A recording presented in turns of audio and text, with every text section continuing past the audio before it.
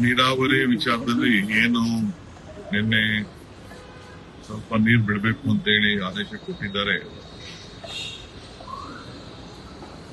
ನಮಗಿನ್ನ ವರ್ಣ ರೂಪಾಯಿ ತೋರಿಸಿಲ್ಲ. 2 ಬಾರಿ ಅವರು ರಿಕ್ವೆಸ್ಟ್ ನ ರಿಜೆಕ್ಟ್ ಮಾಡಿದ್ರು. ಈ ಬಾರಿ ಸ್ವಲ್ಪ ನೀರು ಬಿಡಬೇಕು ಅಂತ ಹೇಳಿದ್ದಾರೆ.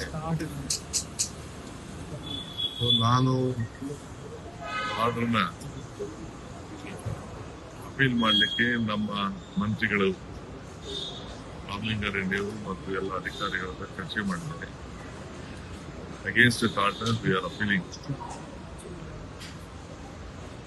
ಆಮೇಲೆ ನಾವು ತೀರ್ಮಾನ ಮಾಡ್ತೀವಿ. ಅದಾದ್ಮೇಲೆ ನಾನು ಅಪೋಸಿಟ್ ಪಾರ್ಟಿ ಲೀಡರ್ಸ್ ಕೂಡ ನಾನು ಬೆಂಗಳೂರು ಹೋದ್ಮೇಲೆ ಮಾತಾಡಿ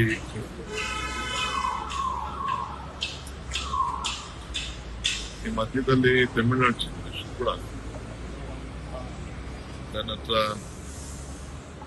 ಬಂದು ಮಾತಾಡ್ಲಿಕ್ಕೆ, ಕೆಲವು ವಿಚಾರಗಳನ್ನ ಮಾತಾಡ್ಲಿಕ್ಕೆ ಅವರು ಇಂಗಿತವನ್ನು ವ್ಯಕ್ತಪಡಿಸಿದ್ದಾರೆ. ಚೀಫ್ ಸೆಕ್ರೆಟರಿ ಲೆಟರ್ ಬರೆದಿದ್ದಾರೆ. ನನ್ನ ಹತ್ರ ಫೋನಲ್ಲಿ ಮಾತಾಡಿದ್ದಾರೆ. ನಾವು ಕೂಡ ಗೌರವದಿಂದ ಅವ್ರಿಗೆ ನೋಡ್ಬೇಕಾದ್ರು ನಮ್ಮ ಕರ್ತವ್ಯ. ಆಯ್ತು ಬನ್ನಿ ಅಂತ ನಾನು ಹೇಳಿದ್ದೇನೆ. ಜೊತೆಗೆ ನಾನು ಕೂಡ ನಮ್ಮ ರಾಜ್ಯದ ಕಾವೇರಿ ಜಲ ಪ್ರದೇಶ ಕೂಡ ನೀವು ನೋಡಿ ಅಂತ ಕೂಡ ಒಂದು ರಿಕ್ವೆಸ್ಟ್ ಮಾಡಿದ್ದೇನೆ. ಇದಕ್ಕೆಲ್ಲ ವೀಕ್ಷಣೆ ಮಾಡಲಿಕ್ಕೆ ಹೆಲಿಕಾಪ್ಟರ್ ವ್ಯವಸ್ಥೆ ಮಾಡಲಿಕ್ಕೆ ಹೇಳಿದ್ದೇನೆ. ನೋಡೋಣ ಯಾಕೆಂದ್ರೆ ಅವರು ಫ್ಯಾಕ್ಚುಯಲ್ ಅನ್ನುವುದಷ್ಟು ದೃಷ್ಟಿಯಿಂದ ಇದೊಂದು ಮಹತ್ವದಂತ ನಿರ್ಣಯ, ಸೌಹಾರ್ದ ನಿರ್ಣಯ, ಅಭಿಪ್ರಾಯಗಳು, ವಿಚಾರ ಐತಿ ಅಂತ ನನಗಿನ ಅರ್ಥ ಆಗಿಲ್ಲ. ಬರ್ತಿದ್ದಾಗ ನಾವು ಒಬ್ಬ ಅತಿಥಿನ ಗೌರವದಿಂದ ಸ್ವೀಕಾರ ಮಾಡಬೇಕಾದ್ರೆ ನಾವು ಕರ್ತವ್ಯ. ಆಯ್ತು ಬನ್ನಿ ಅಂತ ಹೇಳ್ತೀನಿ. ಅದಕ್ಕೆ ಸಿದ್ಧತೆ ಕೂಡ ನಾನು ಮಾಡ್ತೀನಿ. ಏನೇನೆ ಆರ್ಡರ್ ಆಗಿದೆ ಅದಕ್ಕೆ ಸಿದ್ಧತೆ ಆಗ್ತಾ ಇದೆ. ಇವತ್ತು ಅಡ್ವೊಕೇಟ್ ಜನರಲ್ ಮತ್ತು ನಮ್ಮ ಲೀಗಲ್ ಎಕ್ಸ್ಪರ್ಟ್ಸ್ ಎಲ್ಲ ನಮ್ಮ ಅಧಿಕಾರಿಗಳು ಅದಕ್ಕೆ ಸಿದ್ಧತೆಯನ್ನ ಮಾಡ್ಕೊಳ್ತಾರೆ.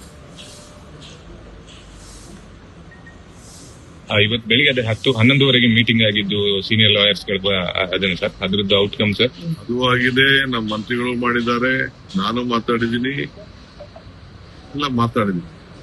ಅಪೀಲ್ ಮಾಡಬೇಕು ಅನ್ನೋ ನಮ್ಮ ತೀರ್ಮಾನ. ಸುಪ್ರೀಂ ಕೋರ್ಟಿಗೆ ಸರ್ ಬಿಟ್ಟಿದ್ದೀನಿ. ಒಂದು ಸ್ಟೇಜ್, ಯಾವ ಸ್ಟೇಜ್ ಆದ್ಮೇಲೆ ನೆಕ್ಸ್ಟ್ ಸ್ಟೇಜ್ ಏನು ಅಂತ ಇಮಿಡಿಯೇಟ್ ರಿಲೀಫ್ ಬೇಕಲ್ಲ ಯಾರಿಗೆ ಆಗಲಿ. ನಮ್ಗೆ ಇಮಿಡಿಯೇಟ್ ರಿಲೀಫ್ ಬೇಕು.